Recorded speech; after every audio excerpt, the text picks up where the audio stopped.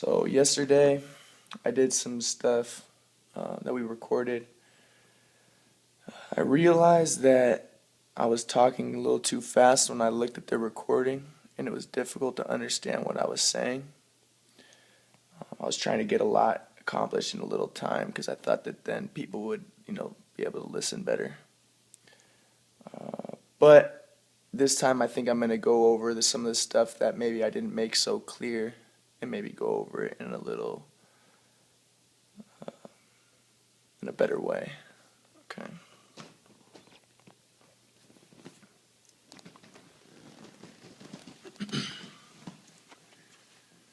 So, just to go over a little bit what we talked about yesterday. We have the idealists. So we have idealists, guardians, artisans, and rationals. These correlate with the first quadrant, the intuitive, superstitious one of sensing, perceiving, responding, awareness. And remember, awareness is self-awareness. The second quadrant, the social, magical consciousness, belief, faith, behavior, and belonging. The third quadrant, rational, interpersonal, egocentric consciousness, thinking, emoting, emotion, doing, and dreaming. The fourth quadrant, trans-rational, transpersonal. By trans I mean transcendent, so it's transcending rational.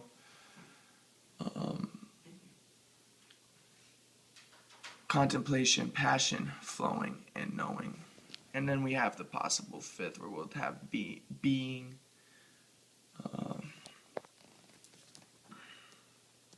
non-being, and ephemerality.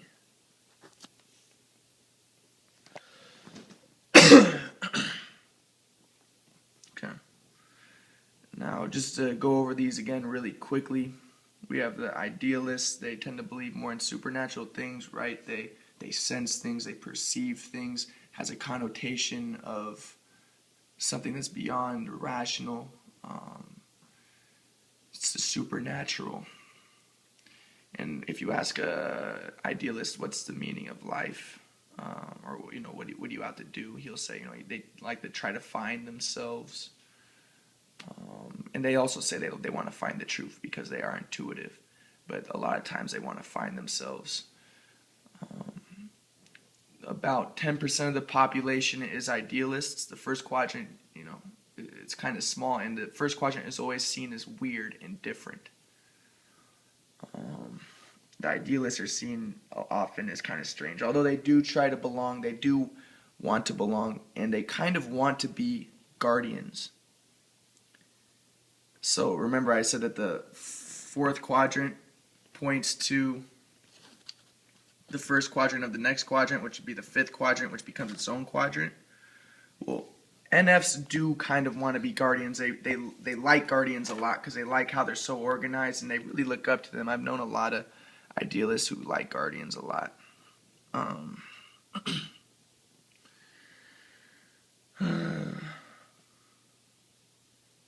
And another example of an idealist is Oprah. If you look at Oprah, she clearly wants to be, I don't want to offend anybody, but it's true. She wants to be white. The way that she talks, the way that she interacts.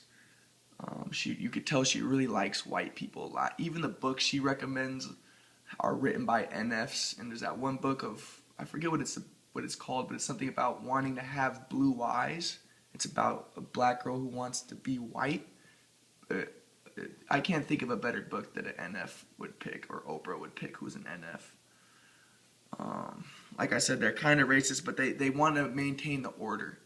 So I mentioned yesterday that second quadrant people, first quadrant, they try to maintain the stereotypes. So if they are a minority group or something like that, they'll try to embody that stereotype in ways, because they don't want to shake up the order too much. They want to maintain the current order. So I knew an ENTJ was a second quadrant rational, right? I said that rationals, they tend to not look up to authority so much, but she was a second quadrant rational. So she is a little more conservative. And she told me that she had this compulsion. She said she was, she was black, quote unquote. And she said that she felt like she had to fulfill the stereotypes of a black person. And she said that was difficult for her. And I think that's because of this conservative tendency that she has as a second quadrant person to want to act like she's supposed to act. I think among the third quadrant, fourth quadrant, they don't care so much about authority as much. But everybody has the same functions. Everybody's the same pretty much, but there are different personality types. Okay, then we have the idealists. They want to be guardians. Guardians, like I said, they're into family. They can be violent if you're an outsider. If you are against their family in group, they can be violent against you. They can be hateful. But if you're in their in group, if you're in their family, then they tend to not be like that. My sister is a guardian. My mom and dad are guardians. My sister, interestingly, she wants to be a firefighter. She's an ISFJ. The ISFJ is called... She doesn't want to be a firefighter, but that's what she's ending up being. The ISFJs are the protectors. Isn't that perfect? SJs, a lot of times, they make good like police officers. Like I said, the second quadrant is homeostatic. They want to maintain order. They can be annoyed by visionaries, things like this, because they want the system to be upheld. Just to go over the names of the NFs, we have the INFJ is the counselor, the ENFJ is the teacher, the ENFP is the champion, and the INFP is a healer.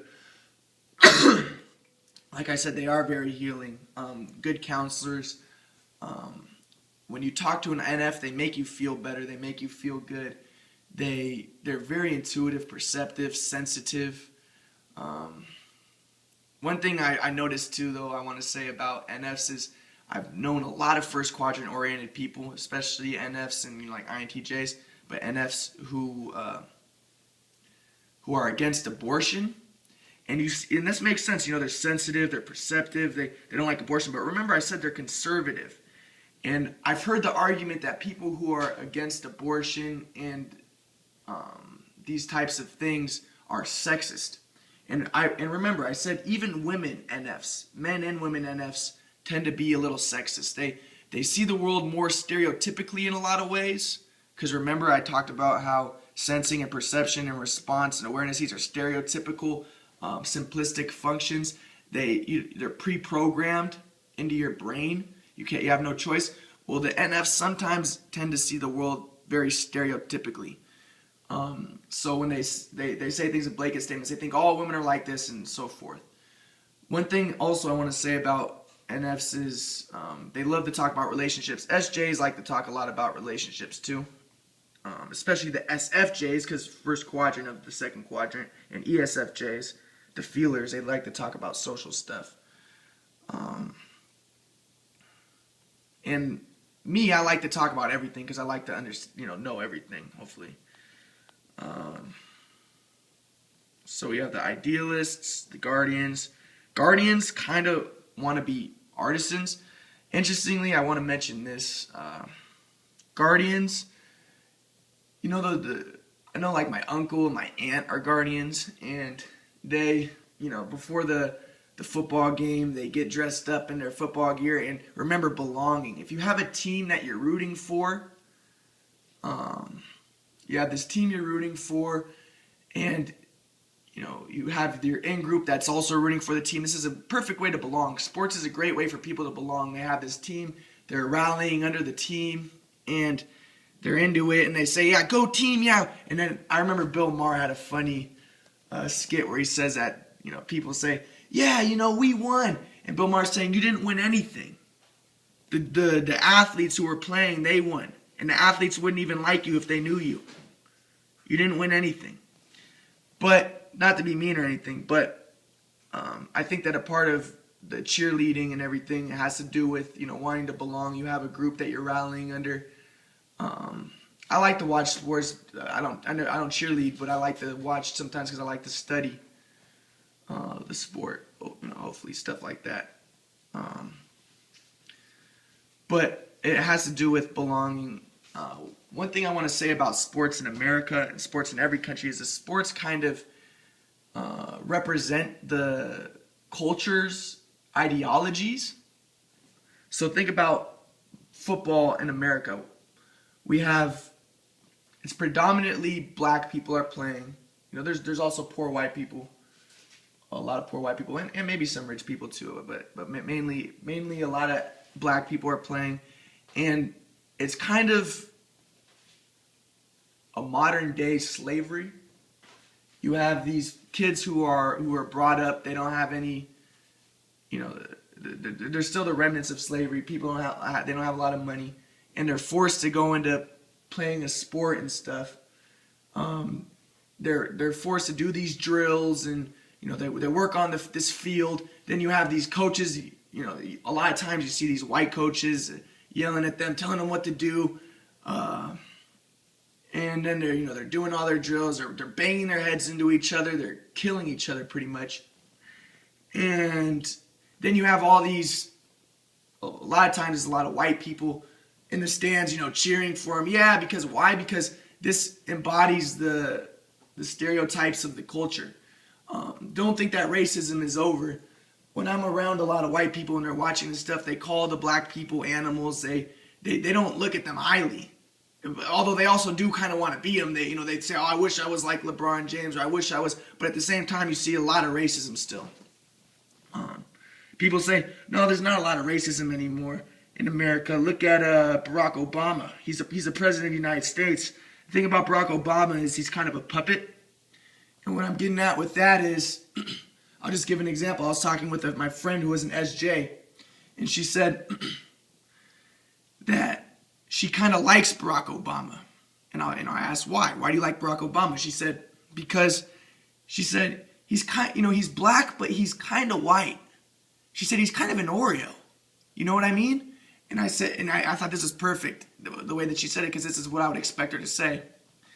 And it's true what she's saying. This is the way a lot of people think. Are you going to take a break? I'm not taking a break, no. Oh, okay. Why? I wanted to change something for you if you would let me. Change what? I'll tell you later. Well, what is it? Can you tell me now? I don't want to be on the tape. Okay, well, please, let me just talk. Can you please just no, I'm talking. Okay, then keep on going. Okay, please don't interrupt, please. Okay, so we have yeah, you know, they say the quarterback, he whips the ball to the receiver, you know, it's still the same type of stuff. I don't mind being controversial, but what I say is true. All right, so then we have the Guardian and then the ISTJ. But Guardians do kind of want to be artisans. They want to be athletic. They want to be cool, you know, doers. So like I said, the fourth quadrant of this one points to the next quadrant. Then we have the Artisans. I forgot to say the ISFJ of the Guardians is the what's his name? The protector. The ESFJ is the provider. The ESTJ is the supervisor, and the ISTJ is the certifier. You know, they're into maintenance, order, stuff like that. So then we get to the Artisans. The Artisans, like I said, doers. I'll just say the names, and they're kind of self-explanatory. The ISFP is the... Oh, I forgot. Actually, I messed up on the names. There's the ISFJ is a protector, the ESFJ is a provider, the ESTJ is a supervisor, the ISTJ is an inspector. I said the wrong names. Okay, the Artisans. The ISFP artisan is what is it?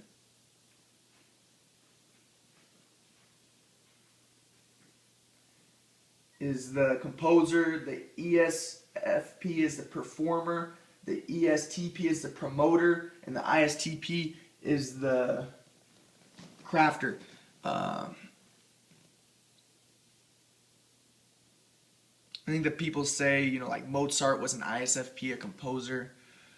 An example of another artisan would be someone like Mike Tyson, you know, guys who are spontaneous, having fun, doing stuff,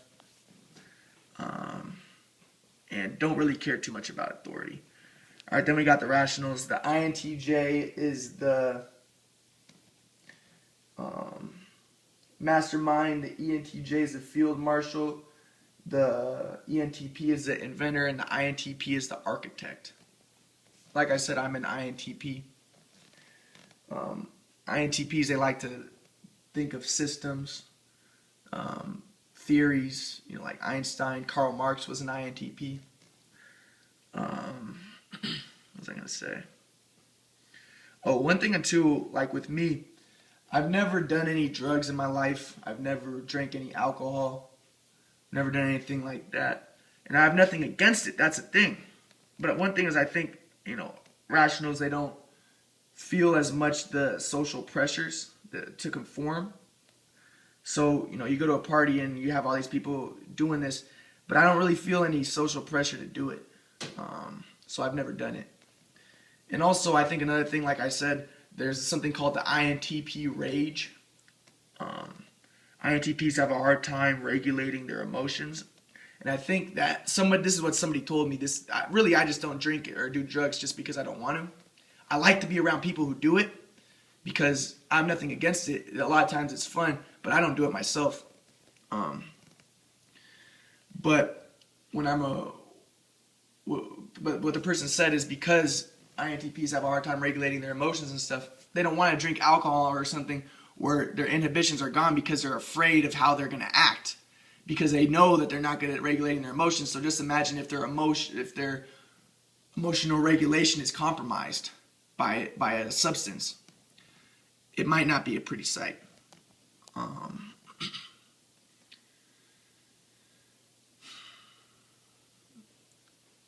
And you know, these relate to this. Like I said, the NFs, they say they want to find themselves. Well, look at this: sensing, perceiving, responding, and then it leads to self-awareness.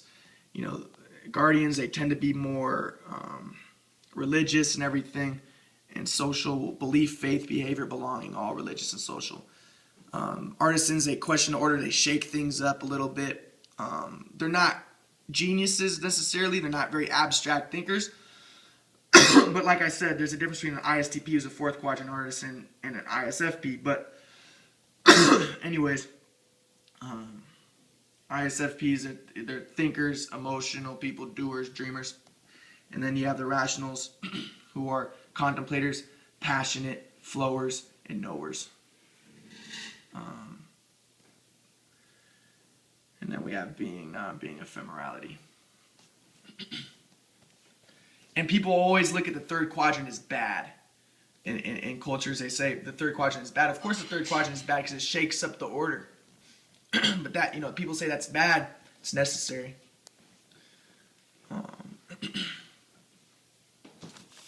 And people really don't like the fourth quadrant. A lot of people don't, because it's death.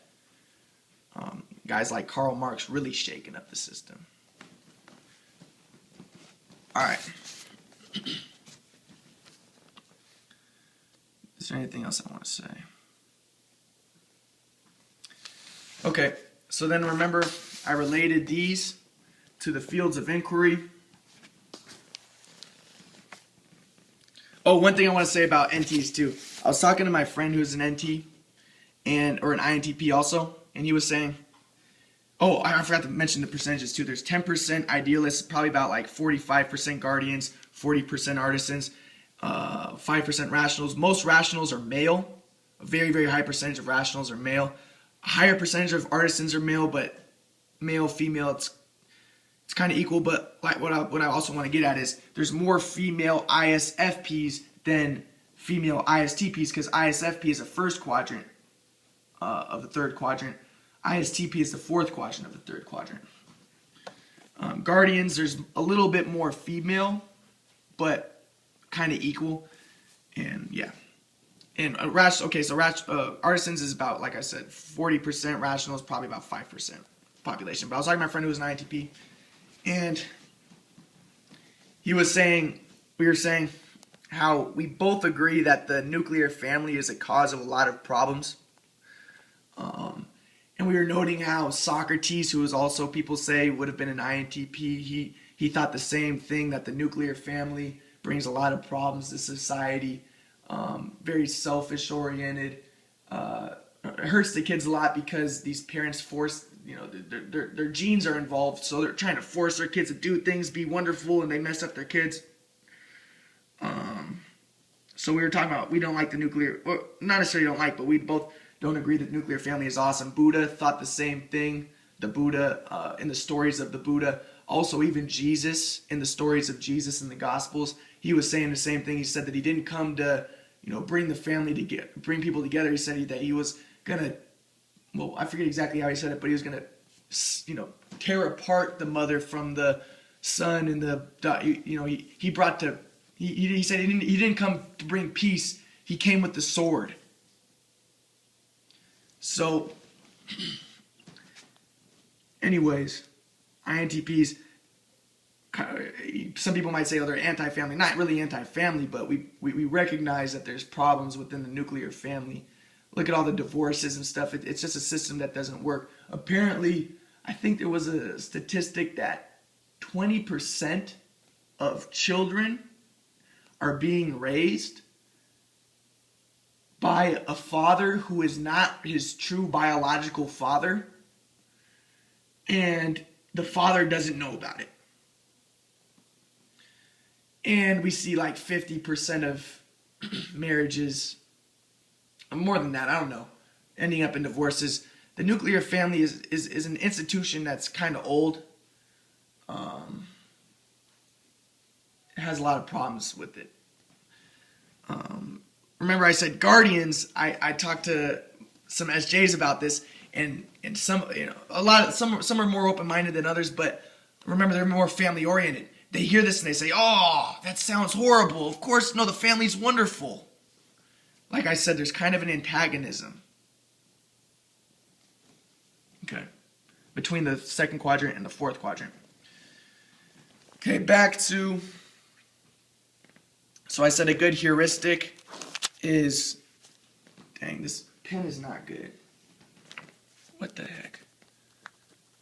We have the light, the word, the flesh, the true word, and the true light. This is a heuristic of how the thing works. The third quadrant, remember, is always the flesh. This is the physical. We have the light, the word, and then the true word is connected with the word. So going back to this, remember I was saying that, the second quadrant and the fourth quadrant, they're antagonistic, but they also kind of go hand in hand. So somebody flows, right? Like me, when I was playing ball when I was younger, I wasn't really aware of my body, so what I was doing was spontaneous. I didn't even know what I was doing, honestly, because I'm intuitive. I'm not sensory. I don't know what's going on in my environment so much.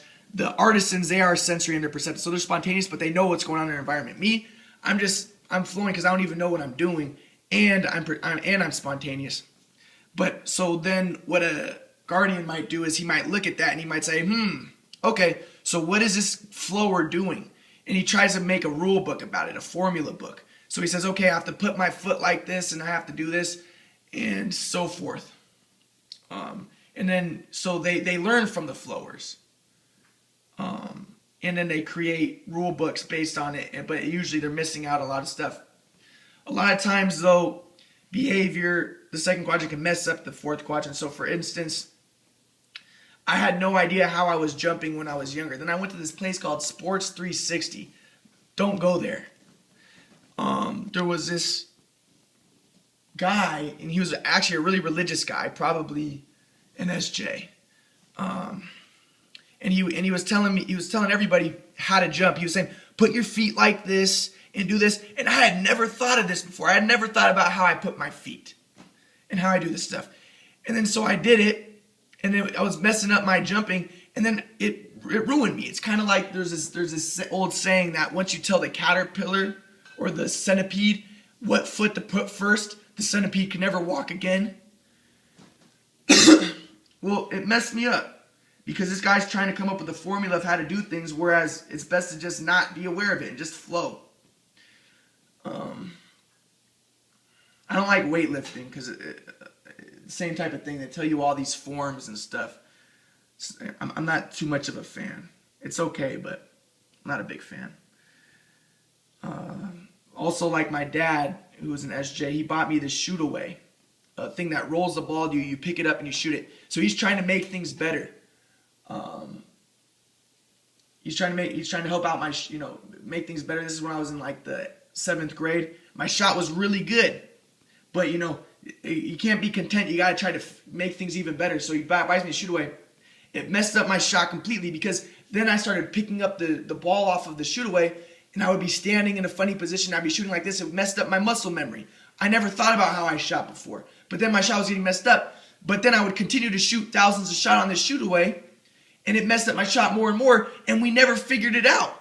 And what we tried to do is my dad would be like, well, just keep on shooting, and then my dad would try to fix my shot. Well, put your arm like this and put your feet like this and do this and do this.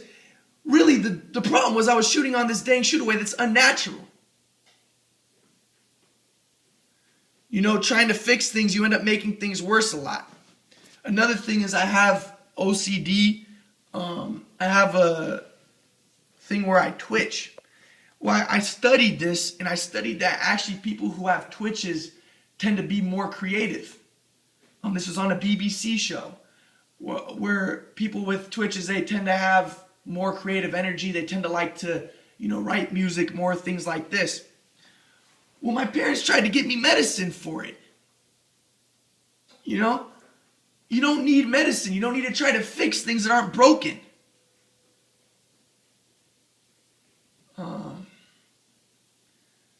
So we have these people always trying to fix things, make the order right. There's a kid with ADD, quote unquote. He might be an artisan, but there's a kid with ADD and he doesn't sit down in class like, you're supposed to and listen to the teacher do his rote learning methods. So he has problems. We have to give him some Ritalin. No, you don't. Don't fix what isn't broken. Sometimes you got to fix the system. My grandpa Cohen, he was a doctor, and he did not like the whole Ritalin stuff. And he would say that this is what he would say. He said that they're trying to make these kids into like conformists, but he said that they try to make these kids into the boys and the girls. I don't necessarily agree with that, but I do agree that people don't need to fix what isn't broken. If a kid is a certain way, you don't got to try to make them docile. Okay.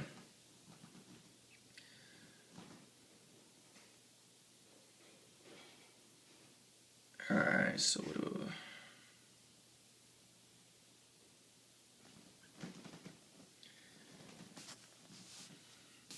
Alright, so we got these.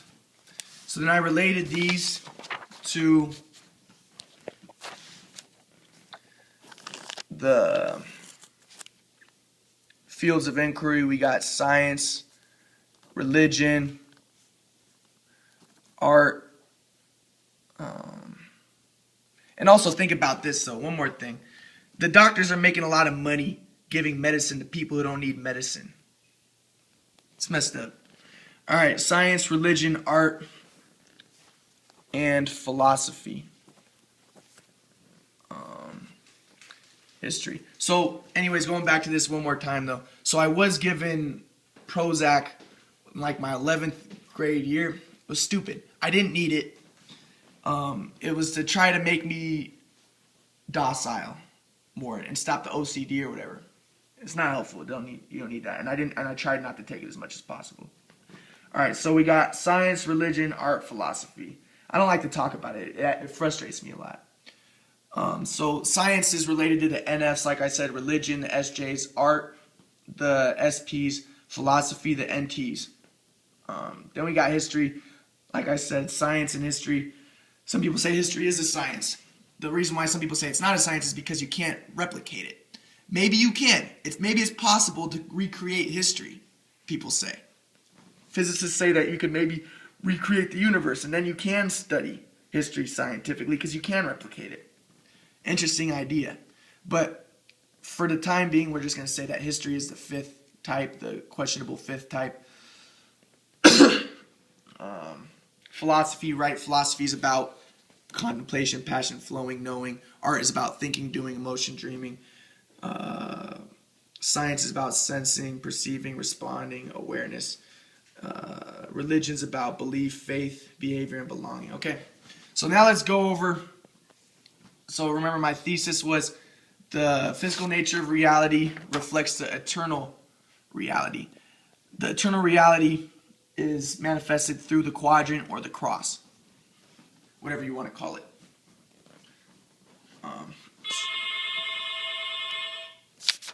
So let's go examples in physics. I should have probably drawn this before, but in physics we have the standard model of particle physics. According to the standard model of particle physics, this is what physicists use, and this is true. Look it up. There are 16 particles in existence. And actually there's a 17th, the Higgs boson. Remember I said, according to this model, there were the 16 types, there's a 16 types, and then there's a possible 17th being. Remember, being is, Scotus said being is God. You know, God is being, I am. The 17th is always pointing to, God. Or the 5th is pointing to a transcendence, to God. But, when you break out of the quadrant, now you're getting to God. So we have being. According to the standard model of particle physics, there are 16 regular particles, and there's a 17th particle called the God particle, the Higgs boson, without which none of the particles could exist. It takes the same form as the model, and what I'm getting at is that the quadrant, that reality is produced from the quadrant model. This reality is produced from the quadrant. It takes the same pattern as what I was trying to describe. So let's give an example with the standard model of particle physics. We have 3 generations of matter. We have the up quark. This is called generation 1 or family 1. We have the up quark, the down quark, the duality, right? So I'm just going to draw one of these out. Up quark, down quark. We have the duality once again. Then you have the electron, the doer, the electron, and the electron neutrino. Interestingly, people could not find the electron neutrino, right? Remember, I always say that the fourth quadrant seems different. It doesn't seem to belong. People were wondering if the electron neutrino even existed. They thought it should exist, but they couldn't find it. The guy, once again, these discoveries are always they come up with these epiphanies or these discoveries on accident. Remember, I was talking about how when you contemplate, you have passion, you flow, you're not planning what you're going to do next. The things come in surprises. So, and interestingly, I think the guy who came up with this idea, he was using some sort of quadrant model. And he was teaching in a class. I could be wrong with the exact details, and maybe it's a different example, but he was teaching in a class. He was talking about, he was using the quadrant in some way, and then as he was teaching, he accidentally discovered the answer. You know what I mean? What you end up knowing, what you end up discovering, it's often on accident. Unexpected, spontaneous. Okay, so we have the up quark, the down quark, the electron neutrino. Electron neutrino didn't seem to belong. People couldn't find it, but then they found it, and it's different than the other 3, but once again, it also encompasses the other 3. So let me explain. Scientists say that actually all of these can be combined into one through the Higgs boson, the God particle. They could all be combined into one. So they're separate, but they're also all one. They're different, but they're all one. So we have the same pattern. Then we have the next four, which is the charm quark, the strange quark, the muon, and the muon neutrino. Same story. Then we have the next four, the top quark, the bottom quark, the tau, and the tau neutrino. Same story. Now, if you ask a physicist, why is it that things are like this? You know what he'll say? He'll say, it's just the way it is. It's just random. There's no reason that we can think of that the universe is organized in this manner. Now, what I'm saying is the physicist is incorrect who says this. The reason, now the answer is known, the reason why things are like this is in order to fulfill the quadrant model. Now, the fourth quadrant is, remember, the fourth is always different than the other three. It's consistent of what are called bosons. We have the photon, the gluon, the Z boson, and the W boson. These make up the fourth quadrant. So the photon, the gluon, the Z boson, and the W boson. So these first three, they're called fermions. So the first 12 particles are called fermions. What fermions are is they're particles that obey Fermi-Dirac statistics. Bosons obey Bose-Einstein statistics. Bose was the one who came up with this with his theory on accident when he was giving the lecture to the class. All these great discoveries happen in magical ways like that. But so there's difference between the fourth quadrant and these other ones. The thing about Fermi-Dirac statistics, I'm not an expert, but the particles that obey the Fermi-Dirac statistic laws or whatever, two particles cannot have the same state as one another. Well, what does it mean to have the same state? Well, apparently there's 4 quantum numbers. I have to type them up to see what they are exactly, so let me see.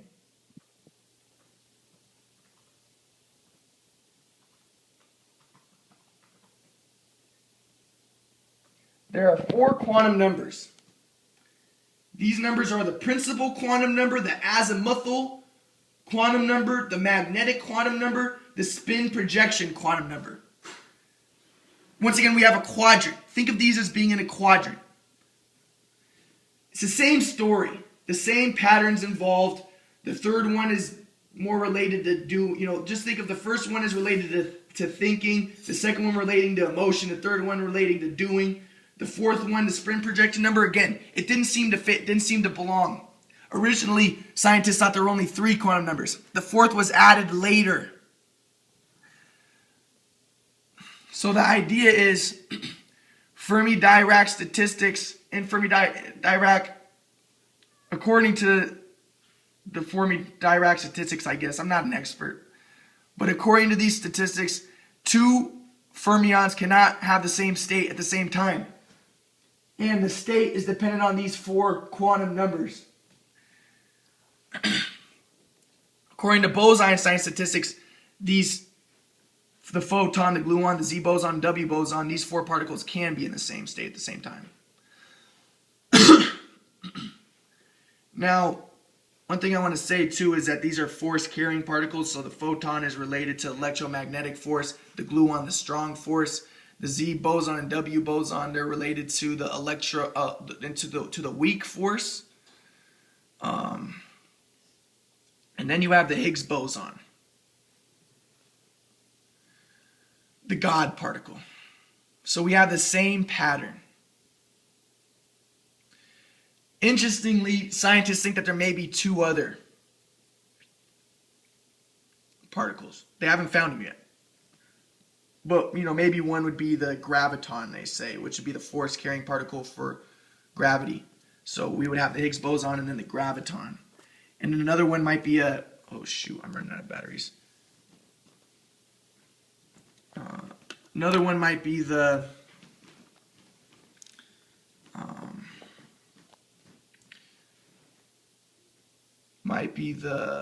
force carrying particle for dark energy or dark matter. So then we have 19. But remember, according to the quadrant model, there's being, non-being, and ephemerality. Doesn't change anything. But still, there's only 17 that they know of, and it seems to suffice. And it takes the same pattern. Everything takes the same pattern in the universe. So this is physics. You know what? I forgot to mention. Why is it that I'm starting with physics? Well, let's make the quadrant model for the sciences. The first quadrant is physics. The second quadrant is chemistry. The third quadrant is biology. And the fourth quadrant is psychology. Physics, you know, it's weird, strange stuff. Remember, the first quadrant always seems weird. All these, it seems so complicated. Remember the first, I forgot to mention, but NFs always say that you cannot know things, and they're always against language. They say, like, our words are not adequate to describe reality. Remember, I said that that's because they're against the third quadrant thought, which is related to language. The first quadrant and third quadrant are antagonistic. But, you know, physicists, they're weird. They have all these equations. It's inaccessible to a lot of people. Not really, though, but people think it's inaccessible. This is the nature of the first quadrant. Second quadrant, chemistry. Chemistry is about bonds, relationships. Remember, second quadrant is always about relationships. People say that chemistry is for people who aren't that smart. They say it's kind of easy stuff. I would disagree, but that's what people say. This is the nature of the second quadrant. Biology, people say that also biologists are dumb. Not really true, but people say that. Biology is about doing, animals, life. This is the nature of the third quadrant. Then the fourth quadrant, psychology. Doesn't seem to belong. A lot of people say, psychology isn't even a science. It is a science. And actually, it's the most important science. The fourth is always the most important. Now, people say, one fascinating thing is that people say, how is it that we understand the nature of reality so well? How is it that we can understand this particle model so well? Is it that we're dumbing nature down? Do we really understand nature? Or are we shaping nature the way we want it? Well, physicists say, no, we actually really do understand nature exactly. We can predict things exactly. We understand nature completely. Now, the reason why some psychologists say this is because they say, according to Darwinian evolution, we were shaped by nature. Nature created us. So it makes sense that we would be able to understand it because we were made out of natural phenomena. We were shaped by our environments, which are natural, by selection pressures in our environments, which are natural. So it would make sense that we would understand nature well. This is what psychologists say. So remember, psychology is different, but it encompasses all of these. Our psychology is shaped by physics. It's shaped by chemistry. Also think about this. We talked about how the second and fourth quadrant are always very connected. A lot of psychologists say that psychology is all about just brain chemistry. Okay? Then there's possible fifth, sociology, but a lot of people question, is this even a possible fifth? Okay, so we started off with physics. We started off with the standard model of particle physics. Let's go to another thing. For the last 4 years, I went to every class that they have at UCSD. And you may think, wow, Ryan, you're probably just looking for things that fulfill the model. You're probably just, actually, this is the honest truth. There's more than I can put down that fulfills the model. Everything almost fulfills the model pretty much. And it's difficult for me to say everything that fulfills the model. I will tell you this. Okay, yeah. So, yeah, everything fulfills the model. So let's continue on with physics. So we have the laws of kinematics. Kinematic equations describe the motions of bodies in the universe. There are 4 kinematic equations. The fourth one encompasses the previous 3. The interesting thing is, these 4 equations can describe all movement in the universe. There is no other equation necessary. of these four are necessary. There's a possible fifth, but it's not necessary. There's a possible fifth equation that can be used in kinematics that makes things easier, but it's not necessary. The fifth is never really necessary.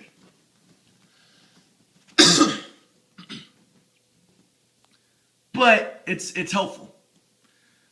Okay, so there's the four laws of kinematics. Then we have Maxwell's equations. Maxwell put all electromagnetism under four. He combined electricity and magnetism into electromagnetism, and he did this with four equations. These equations describe all electromagnetic activity. So if you want to know how your computer works, your TV, the radio, all these things, all of it is described in four equations done by Maxwell.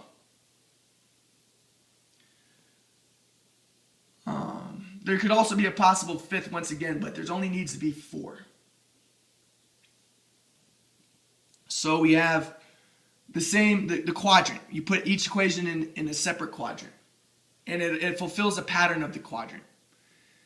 Then you go to Einstein, and you say, well, what about Einstein? Well, Einstein was inspired by Maxwell, and he had four equations that brought him to his grand theory.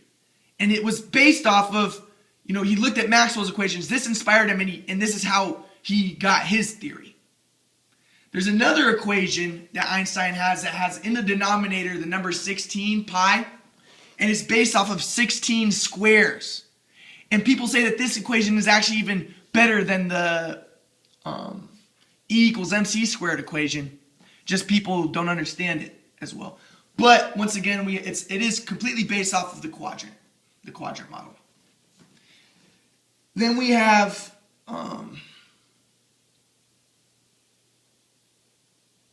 the laws of thermodynamics. Let me get them really quick online.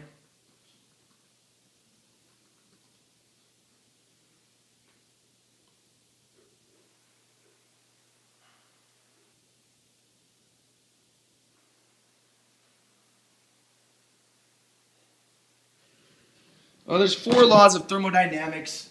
The first law is the increase in internal energy of a closed system is equal to the difference of heat supplied to the system and the work done by it. Seems all complicated, right? Science always seems complicated. It's a first quadrant oriented activity. Second law of thermodynamics, heat cannot spontaneously flow from a colder location to a hotter. This is also called entropy.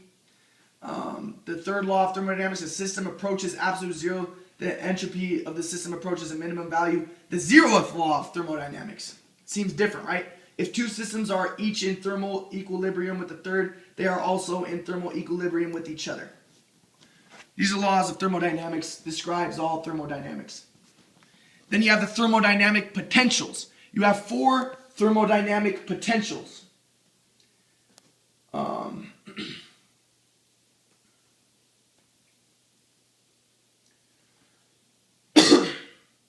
Let me look them up really quick. You have the internal energy, Helmholtz free energy, enthalpy, and Gibbs free energy.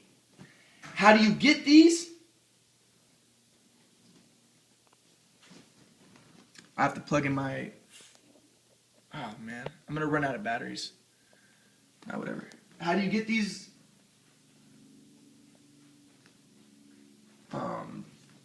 Different thermodynamic potentials. You have a quadrant. And there's four natural variables. There's volume, constant V, constant volume, pressure, constant pressure, entropy, constant S is symbolic of entropy, and constant T, temperature. These are the four natural variables. Out of these four natural variables, you get, so what has constant volume and constant entropy is internal. If you hold these two constant, then you get internal energy. Okay? Then, if you combine these other ones, and you get the other four thermodynamic potentials. Well, there's a possible fifth thermodynamic potential that they call the grand potential, right? The fifth is always transcendent, it's like God, but it's unnecessary. So this is thermodynamics.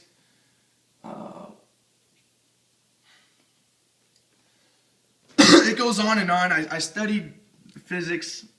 I would go to classes, all the different classes, all the different levels. All you see is the quadrant model.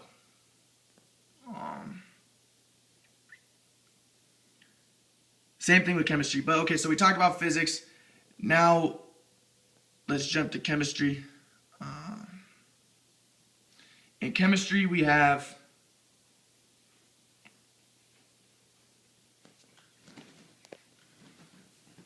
we'll talk about the orbitals. So in chemistry, there are 4 orbitals, possible orbitals.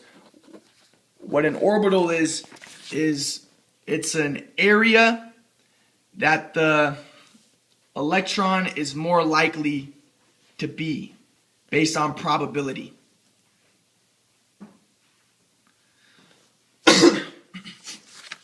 So what are the orbitals? There's the s orbital, the p orbital, the d orbital, and the f orbital. The s orbital is like a circle. The p orbital is like 2 circles. The d, so each one expands on the other. So remember, it's a holistic model. The d orbital doesn't exist without the s and the p orbital. The p orbital doesn't exist without the s orbital. They all build upon each other. And then the f orbital encompasses all of them. And the f orbital is way different than the other ones. Once again, scientists say there's a possible g orbital. And they think that definitely there should be a g orbital. But they haven't made it yet in a lab. They have to create an element that would have a g orbital. But they say that there definitely should be a g orbital. So once again, the fifth, it should be there. It's unnecessary, though.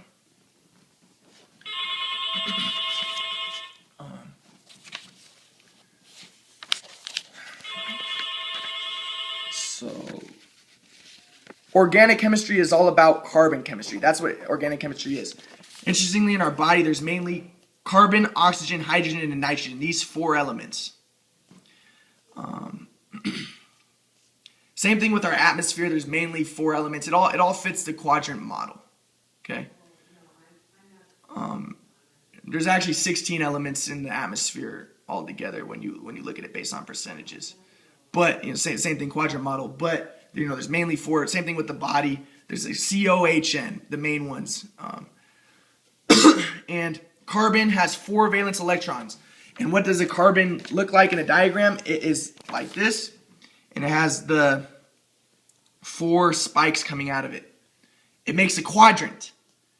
All life is based off of carbon chemistry.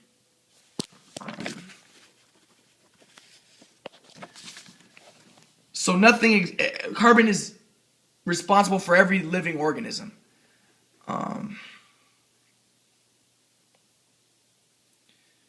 If you look at the organic molecules, you have carbohydrates, lipids, so we'll make a quadrant, carbs, lipids, proteins, and nucleic acids. Nucleic acids, once again, it's the 4th one. It seems different, but it's also an organic molecule. All these are based off of carbon chemistry. And once again, lipids are the 2nd quadrant homeostasis structure. If you look at the lipid bilayers in cells, they're responsible for what comes in and out of cells. They're like the police officers, the 2nd quadrant. The proteins are the doers. They build things. They do stuff. Nucleic acids, people say it's like just energy. ATP is a nucleic acid. It's different than the other ones. Carbohydrates become lipids. These are all interconnected. None of it exists without nucleic acids, the 4th. None of these could exist without nucleic acid. DNA is also a nucleic acid. So, once again, we have the quadrant. Let's look at the Earth. The Earth is all based off of silicone chemistry. Also, our computers is just completely based off of silicone chemistry. They call silicone the miracle model, a miracle element. Why is silicon such a miracle element? Because once again, it has 4 valence electrons like carbon. Silicon makes a quadrant. If you look at the layers of soil, O, A, E, B, C, it fulfills the quadrant model. You look at the layers of the earth, you got the inner core, the outer core, the lower mantle, the upper mantle, and then the crust. You know, the third part, the lower mantle, is the hardest part. The third part is always hard, remember? The third part is the doer, the physical. It also fulfills the quadrant model. So, but everything in the earth, the sand on the beach, the earth is basically just a giant piece of silicone in a lot of ways. Computers are all based off of silicon. It's the miracle element because it has the 4 valence electrons.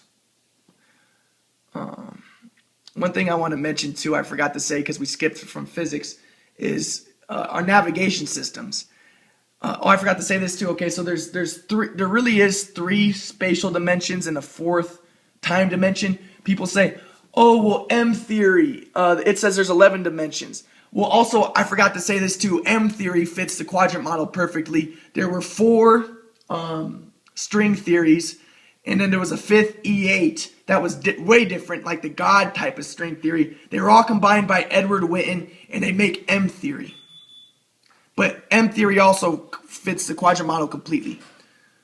And there doesn't need to be 11 dimensions. There can be 3 dimensions in the spatial dimension. It just takes different type of mathematics, but actually it fulfills the quadrant model. So we got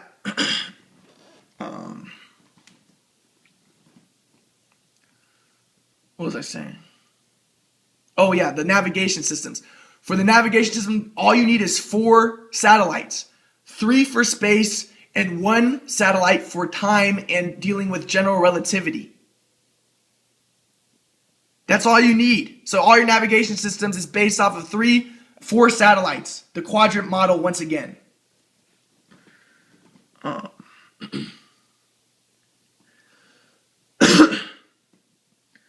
So I think we're done. We can go on and on with chemistry, but I'm not that great at explaining a lot of chemistry stuff, I'm going to be honest. So we're going to move on to biology.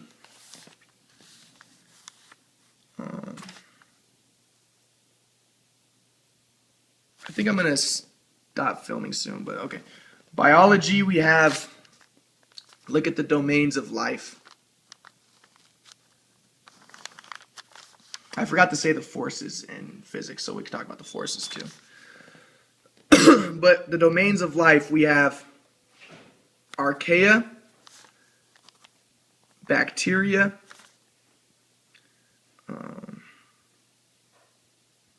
eukaryotes, and the virus.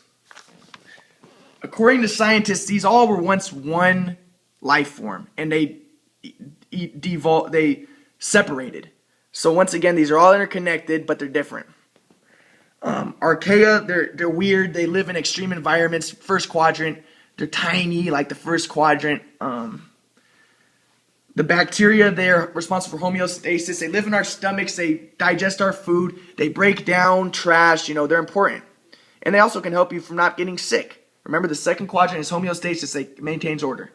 The eukaryotes, they're the doers. They do things. They move around. Third quadrant. And the way that scientists separate these is because they have different cell structures. So these are actually really completely different things based off of cell structure. Then you have the virus. The virus, some people say it's a domain of life, some people say it isn't. Remember, the fourth is always questionable. But the fourth is different, but it also encompasses the previous 3. So let me explain. The virus, scientists say that it has all the qualities of life. The only reason why they say it's not living is because in order for it to live, it needs to have a host cell to live in. So if you ask a biologist, I saw this on a BBC show, if you ask a biologist, hey, is a virus a living thing or a dead thing? He will say yes, because it's both. It's both alive and dead. Remember, the fourth quadrant is also related to death. Oh, I forgot to talk about the planets too. All right, whatever. So we'll get to that hopefully. So, we have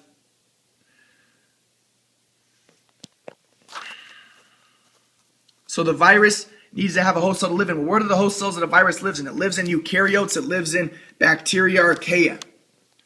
So it's different from the other ones, but it also encompasses all of them. You see what I mean? Viruses are responsible for a lot of evolution. They're so important. They're the fourth quadrant. Remember, it shakes things up a little bit and it lets new things emerge. If it wasn't for viruses, things wouldn't evolve. According to Darwinistic theories. So we have the quadrant, once again, the cross. Then there's a possible fifth. Grandma, What? are you listening? Yeah. Mm-hmm. Okay, then there's a possible fifth life form. People say that they've thought they found a different type of life, but once again, it's questionable. All right, I'm going to stop now, charge my phone a little bit, hopefully continue.